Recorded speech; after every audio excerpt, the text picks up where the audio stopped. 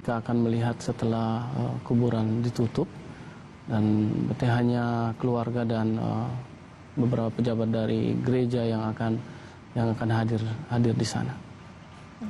Dan ini peti jenazah dari Paus Fransiskus sedang diangkat secara perlahan juga ya untuk masuk ke dalam Basilika Santa Maria Maggiore.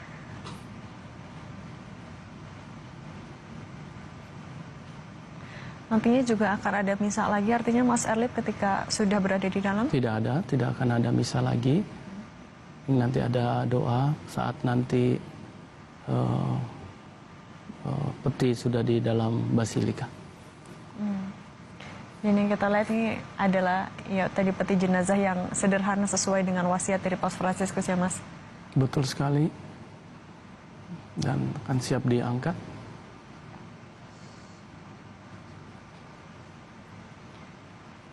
Dan kalau kita lihat sebelah kiri dan kanan itu ada informasi saya dapat 40-an orang yang selama ini dibantu oleh Paus Fransiskus. Mereka menggenggam di tangannya bunga mawar putih.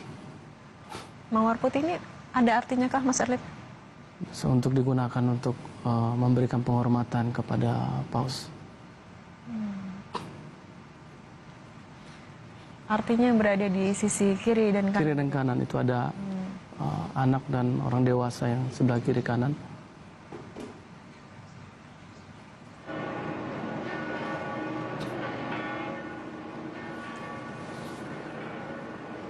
Ini suasana di dalam Basilika, di dalam Basilika Santa Maria Maggiore. Kalau tidak salah dia akan ada di sebelah kiri dari Basilika.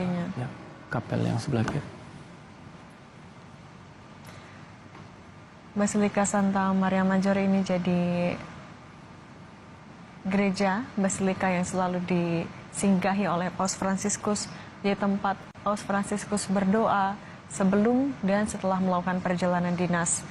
Informasinya dari catatan kami terakhir beribadah di gereja tersebut pada 12 April dalam rangka menyambut Paskah.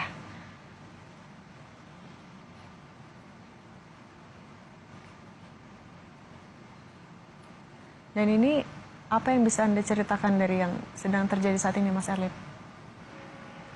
Seperti sedang menunggu untuk bisa masuk ke dalam para kardinal dan umat lain. Lihat masih bertepuk tangan. Dan kita lihat ini wajah seorang anak yang ada di samping. Ada para pengungsi juga yang hadir, yang dia bawa dari Lesbos. Hadir di sana. Para tahanan, beberapa yang mendapatkan izin keluar secara khusus untuk menghadiri misa pemakaman ini. Dan ya, tadi tahanan yang sudah diberikan izin khusus, memang ini adalah orang-orang yang kerap memang biasa ada di pemakaman seorang paus, atau ini khusus sekali Paus Fransiskus? Tidak, ini yang pertama kali terjadi. Saya lihat di mana memang dipersiapkan mereka untuk menyambut, karena mereka adalah seperti saya katakan tadi adalah sahabat dari beliau. Oke.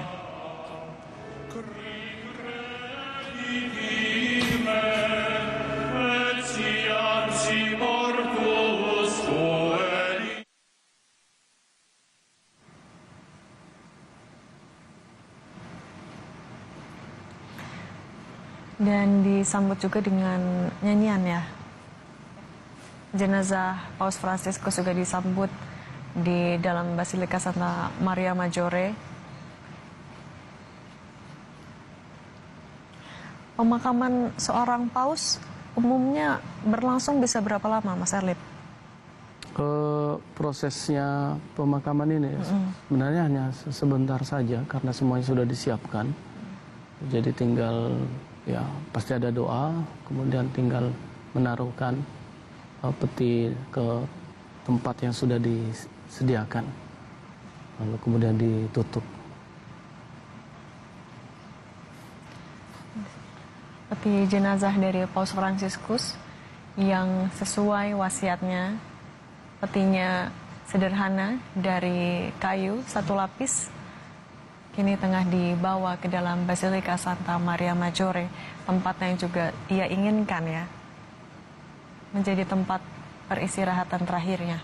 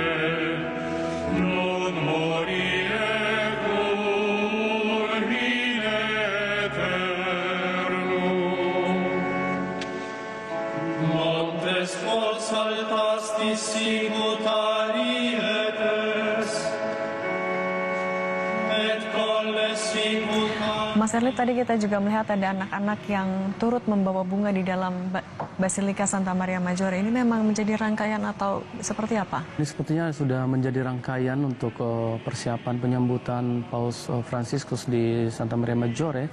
Tadi ditaruh di kapel Salus Populi Romanis. Ini dia ikonnya, di mana Paus Fransiskus biasanya berdoa sebelum dan setelah tugasnya di luar. Dan di samping kapel inilah nanti ada tempat di mana beliau akan dimakamkan. Tadi terlihat sekilas tempatnya, ada sebelah kiri dari kapel ini. Dan memang kalau soal anak-anak, Paus juga memiliki kedekatan dan kecintaan juga dengan anak-anak ya, Mas Erlip? Betul sekali. Yang jelas saya lihat itu adalah ketika dia datang ke Indonesia, dia bercanda dengan anak-anak dari panti asuhan yang datang pada hari itu. Karena seperti kita tahu bahwa waktu Paus Fransiskus datang ke Indonesia,